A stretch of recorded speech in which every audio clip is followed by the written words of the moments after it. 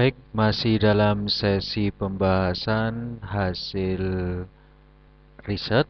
Kita akan lanjutkan dengan pembahasan hasil uji hipotesis. Pada kesempatan ini, saya Mujilan akan memaparkan kembali dari artikel eh, berjudul Analisis Faktor-Faktor yang Mempengaruhi Minat Pemanfaatan Sistem Informasi dan Penggunaan Sistem Informasi, ditulis oleh Handayani.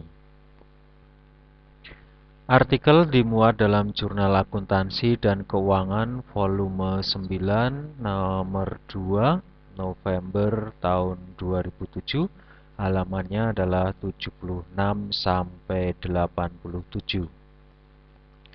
Sebenarnya model risetnya cukup kompleks karena ada variabel yang di tengah dan seterusnya, tapi nampaknya nanti pembacaan hasil hanyalah dengan regresi multivariat.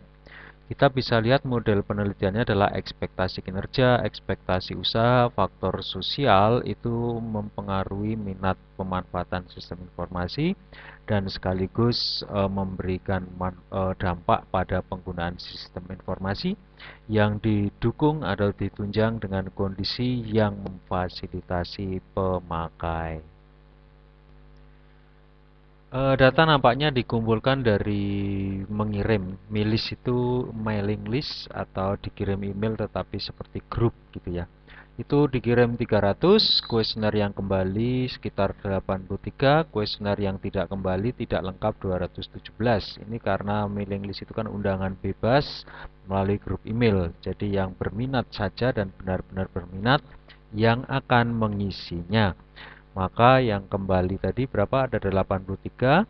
Kemudian kuesioner yang digunakan untuk dianalisis itu 60.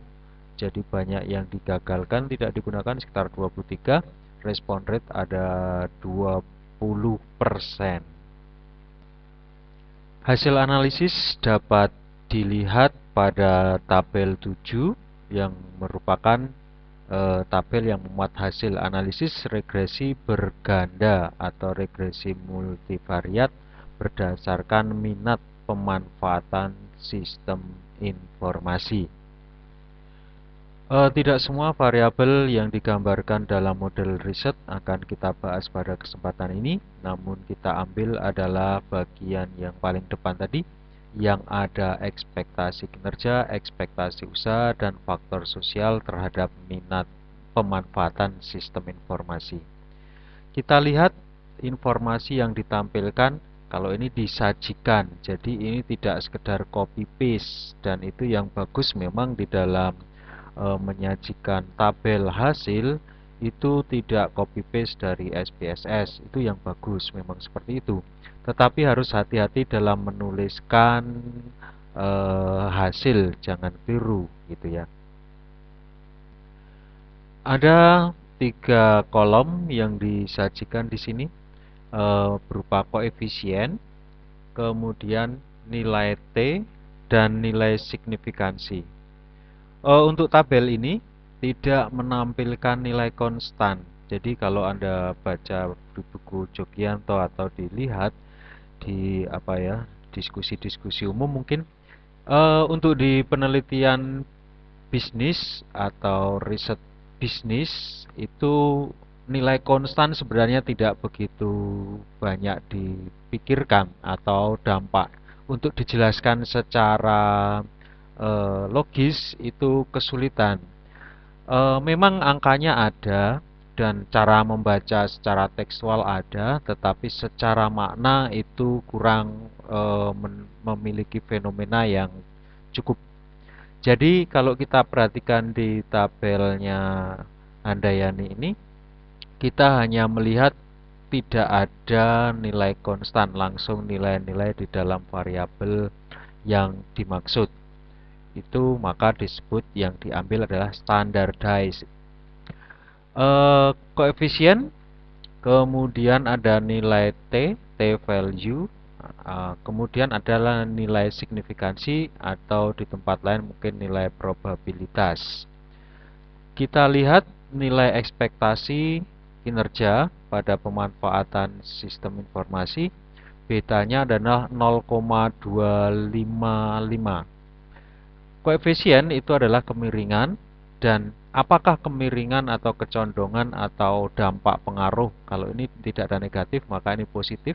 Pengaruh positif itu memiliki pengaruh yang signifikan, bisa kita lihat nilai T. Jadi ini sebenarnya dibandingkan dengan nilai tabel berapa persen.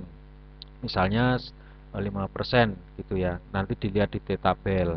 Mungkin sekitar 19,96. Jadi kalau 2,049 itu sebenarnya sudah masuk taraf signifikansi kalau kita membandingkan dengan T tabel. Namun pada umumnya itu perlu waktu dan tenaga, maka biasanya cepat dilihat di nilai signifikansi atau probabilitas. Jadi nilai signifikansi ini sebenarnya sangat terkait erat dengan nilai T itu di depannya. Ada yang menyampaikan nilai T saja, tapi harus menyampaikan secara detail, apakah signifikan atau tidak. Yang dinyatakan signifikansi itu adalah signifikan, atau yang dinyatakan signifikan adalah nilai beta yang diukur dengan nilai T-nya. Kalau kita lihat nilai signifikansi itu adalah 0,045, itu di bawah 5%. Oke, ini di bawah 5%. Dapat dikatakan ini signifikan. Kemudian ekspektasi usaha juga di bawah 5%. Faktor sosial ini di bawah, kalau kita lihat 0,093, itu di bawah 10%. Kalau Anda memakai buku-buku metodologi yang menyatakan itu di bawah 5% lah yang dinyatakan hipotesis diterima, tapi mungkin suatu saat Anda akan membaca literatur, berbagai literatur, bahkan di internasional, itu di riset sosial atau di riset bisnis, kadangkala 10% itu masih diperhitungkan. Karena mungkin misalnya kita memprediksi penjualan naik 10%, bergeser 10%, itu masih mungkin agak bisa diterima. Tidak ada prediksi yang sempurna, maka 10% itu di ilmu sosial mungkin masih dipertimbangkan. Bahkan itu di istilah internasional ada yang memberi nama marginally significant. Tergantung Anda nanti dapat buku metodologi apakah mau menggunakan 10% atau 5%. Soalnya kalau kita menggunakan di bawah 5% yang signifikan, maka faktor sosial itu dikatakan tidak signifikan. Tetapi kalau kita ada menggunakan 10%, yaitu biasanya tandanya di dalam riset-riset mungkin internasional atau yang sudah terakreditasi, itu biasanya berbintang 1. 5% itu berbintang 2, dan kalau di bawah signifikansi 1% itu berbintang 3. Cuma ini tidak menggunakan bintang. Nah, contohnya ini signifikansi 00, tapi ini untuk GF.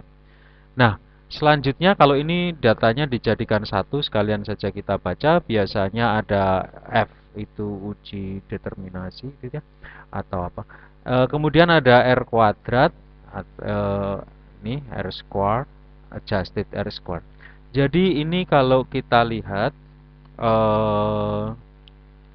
nilai uji simultan, ini simultan, itu uji F, itu signifikan. Seperti nilai konstan, sebenarnya biasanya uji F simultan itu mungkin di dalam riset sosial tidak begitu diperhatikan atau tidak dibaca secara logis, karena itu menandakan kalau dikatakan sebagai model fit, oke lah. Tapi kalau itu dikatakan pengaruhnya secara bersama-sama, itu mungkin menjadi suatu ambiguitas tersendiri. Maka harus dipelajari apa sih maknanya sebenarnya. Kemudian kalau R square itu kita pakai adjusted, misalnya adalah 0,3 atau 30% yang adjusted.